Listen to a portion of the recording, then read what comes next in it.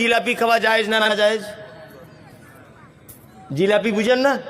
এটা খাওয়া হারাম না জায়েজ? জায়েজ তো, জায়েজ। এটা ময়দা দিয়ে তৈরি করা হয়। আচ্ছা বলুন তো, এই জিলাপিটা যদি আমি কিনে কোনো মাজারে যদি মানত করে দিই, জিলাপি খাওয়া যাবে কি যাবে না? যাবে?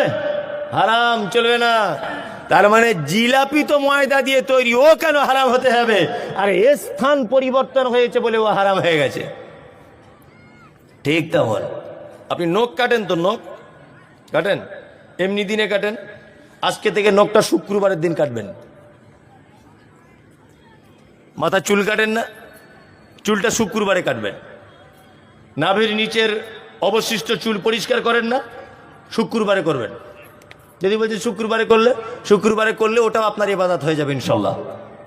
যদি বলছি চুল কাটলেও ইবাদত, ইয়েস। কারণ আপনার যদি